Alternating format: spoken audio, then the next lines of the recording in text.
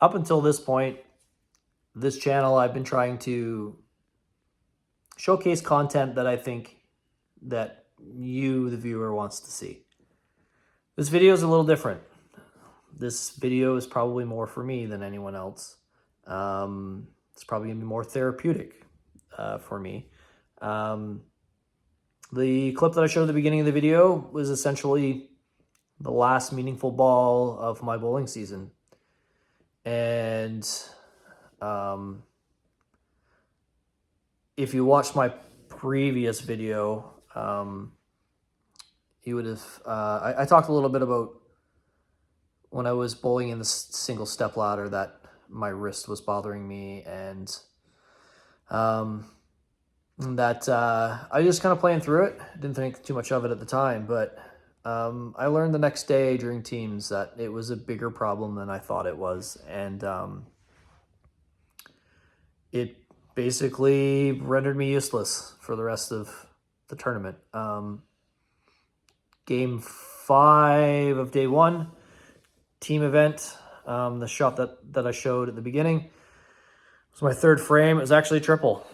Started on the front 3, and as soon as I let that ball go, I knew that I couldn't fight through it anymore, and then I had to stop.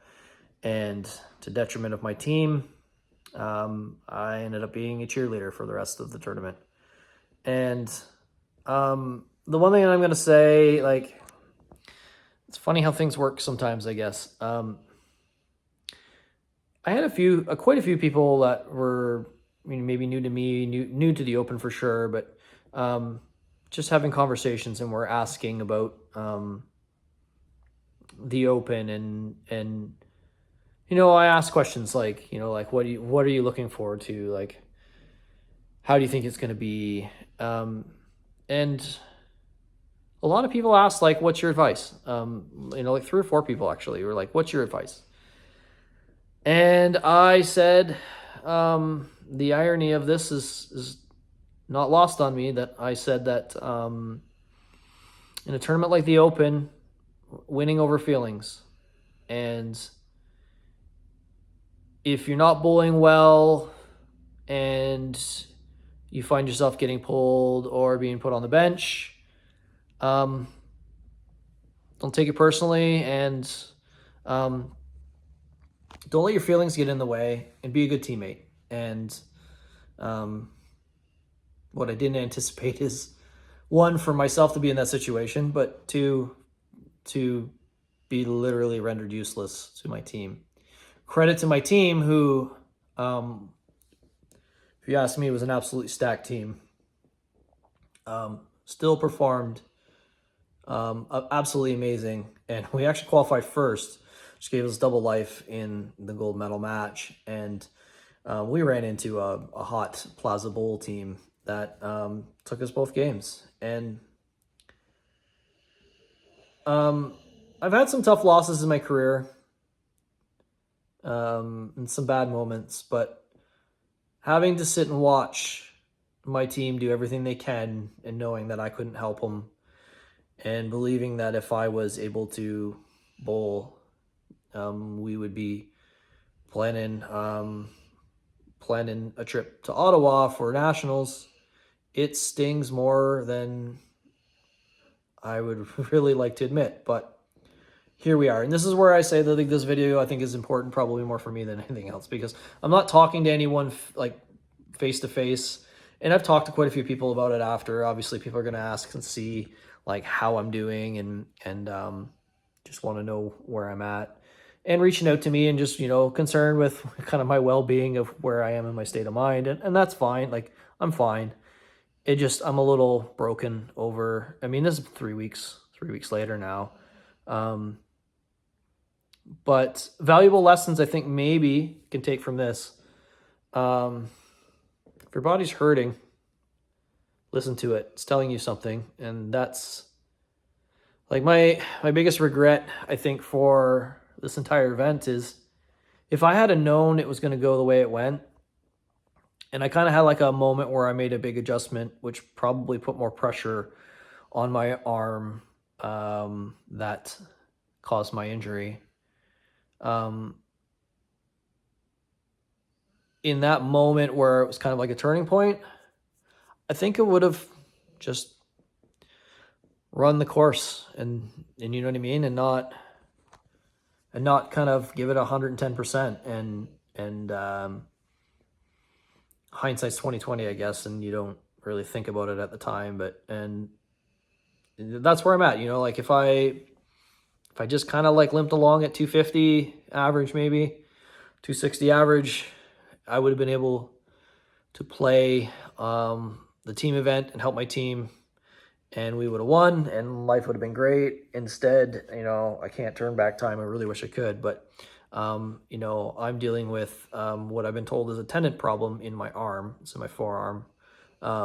Actually, I guess a good description is I'm not comparing myself in any way, but same idea of like a pitcher with their UCL injury in baseball. Like this is basically like I threw that third shot in the fifth game, and I'm not going to say I didn't hear a pop. I didn't feel a pop. I felt something. Fingers went a little tingly, and I haven't been the same since. Like I said, we are, well into April now, and I put a bowling ball in my hand without pain for the first time yesterday. And, like I said, that's 3 weeks. 3 weeks later, physio is helping. It's a slow, frustrating process. And we've got our last 2 sets of Masters this weekend. And the reality is that I am not playing. I won't, I couldn't probably bowl a game right now if I wanted to. Never mind bowl 16. So I don't want to make it seem like the sky is falling. Probably coming across that way, but where I'm standing after the third and fourth set for Masters, I'm gonna have to take my chances. The last 2 sets were basically upgrading sets, so I think everyone but Robert Williams has 4 sets in. So basically everyone's just upgrading. You can drop 2 sets, and I have a lead. I've got almost 500 pin lead over 7th. So I guess what I'm saying is I've got a decent chance at still having some meaning left in my bowling year, provided that I just continuously get better. Like I said, it's slow and it's very frustrating. Let's see. I insert this video. So hopefully this shows really good. This was my wrist last Thursday, right here. Yeah, it's pretty gross.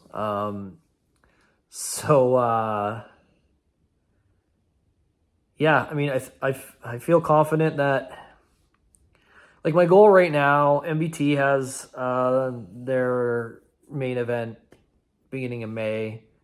I'm signed up for a couple events. I'm doing the main event and one of the side events. My goal is to be ready for that. I've already written off the rest of the bowling season. I've got spares for me for the rest of the year for league, unfortunately. And I think it's a realistic goal to be ready for May, but I also need to understand that might not happen either. And at the risk of if this weekend is completed and I'm still in a spot for nationals, I got my work cut out for me to make sure I'm good. I think it will be for July, but I can't do anything leading up to that point to risk hurting myself for July. So, talking to my physiotherapist and deciding, is bowling in May for MBT, is it a good idea, or am I going to be a spectator in that too? That might be a thing. So, yeah, I mean, I guess to wrap this one up a little bit, number one, thanks for everyone for listening to this little diatribe here. thank you to anyone who's reached out to me in the past few weeks and just checked up on me and asking what happened. And I appreciate your kind words. They mean more to me than you think they do. I've had a lot of people say some really nice things that I wasn't expecting. So, and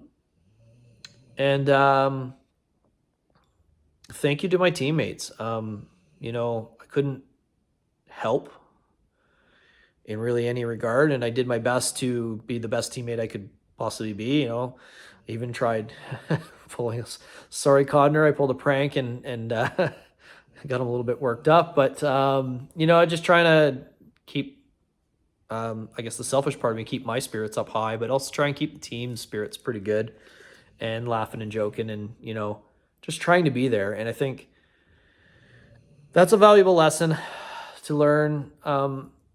I do know, like, I hear a lot of stuff about, like people being good teammates or not being good teammates. And, like, you're all in it together, good or bad.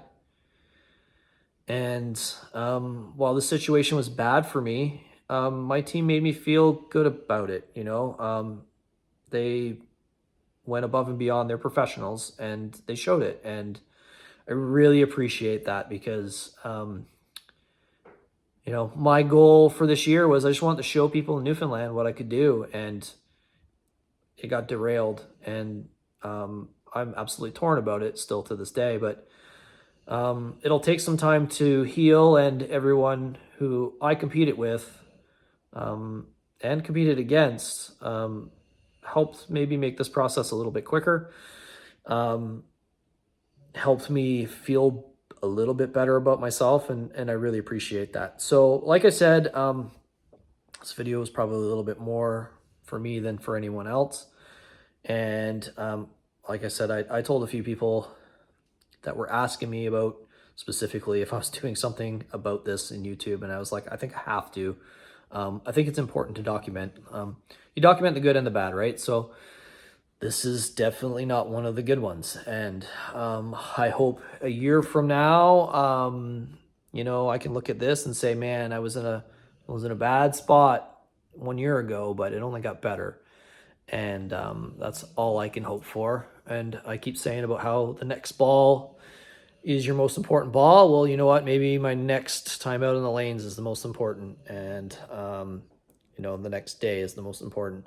And, kind of done feeling sorry for myself. I feel more sorry for my team than anything, but I think this is definitely something that I kind of needed to, get over the hump a little bit and start prepping for, what lies ahead. I even went to the gym for the first time since I hurt myself. So like maybe I'm going to make that a thing again. It's been a while since I've kind of been in the gym and maybe taking better care of myself, and my body's definitely trying to tell me that, I think. So, I think we are on the upswing, hopefully, on this. Anyway, thank you for watching. In terms of bowling content coming up, I don't know. I'm probably going to have to do a lot of talking for the next little bit because I ain't going to be doing a lot of bowling, unfortunately. Maybe I'll be able to like set something up with some people this weekend for Masters, and maybe I can put something together where maybe I interview some people, talk about some specifics. So if there's anything in that sense that you're thinking would be like maybe a good segment or whatever, I'm all ears, because you're not going to see a whole lot of bowling from me in the next few weeks, at least anyway. Like I said, hopefully May I can put out something for MBT, but I very well may be watching. I'm already trying to prepare myself. A physiotherapist told me that there was a good chance that I could be bowling by this weekend, and it didn't take me long to not believe that. So, the reality is that this is going to be a thing that it's going to take a little longer than I want. And, unfortunately for you guys, you're along for the ride. So if if you've watched this far, I really appreciate it. And I thank you once again, everyone who's reached out to me. I really appreciate the kind words. And I guess we'll see you on the next one.